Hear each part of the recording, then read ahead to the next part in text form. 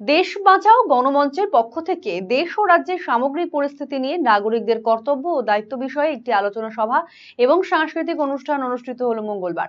উদ্যোক্তাদের আবেদনে রায়গঞ্জ কালচারাল ফোরামের প্রতিনিধিরা অনুষ্ঠানে উপস্থিত ছিলেন। কলকাতার বিশিষ্ট সাংবাদিক, সাহিত্যিক, শিক্ষাবিদ ও সমাজকর্মী এই সেমিনারে উপস্থিত ছিলেন। রায়গঞ্জের বিধানমঞ্চে এই আয়োজন করা হয়। সাংবাদিক রন্তি দেব সেনগুপ্ত, রাজনীতিবিদ বিশ্বনাথ চক্রবর্তী, সঙ্গীত শিল্পী সৈকত মিত্র, লোকগীতি শিল্পী অধ্যাপক নাজমুল হক, সাংবাদিক সুমন ভট্টাচার্য সহ অন্যান্যরা।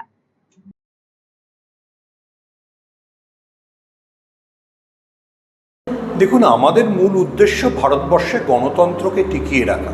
ভারতবর্ষে সদ্য লোকসভা নির্বাচন হয়েছে, ভারতবর্ষের মানুষ একটা রায় দিয়েছে। দেখুন, বিজেপি থাকলে কি সমস্যা হতে পারে।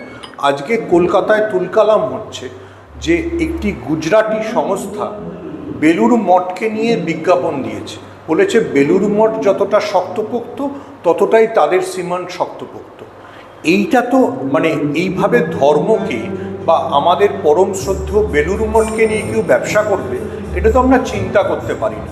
কিংবা ধরুন, আমরা যখন আপনাদের এখানে রায়গঞ্জে দাঁড়িয়ে আছি, তখন হাতরাসে কি হয়েছে, স্ট্যাম্পেড হয়ে 40 জন মারা গেছে।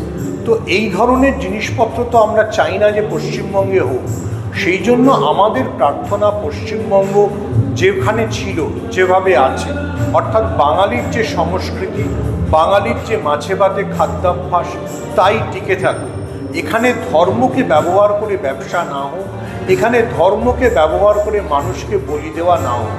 আমরা সেই জন্য এই দেশ বাঁচাও গণমঞ্চের তরফে, এটি কোনো রাজনৈতিক সংগঠন নয়, আমরা শিল্পী, সাহিত্যিক, কেউ গায়ক, কেউ অধ্যাপক, আমরা বেরিয়েছি পশ্চিমবঙ্গের বিভিন্ন প্রান্তে এটা বলতে যে কেন বিজেপিকে ঠেকানো দরকার।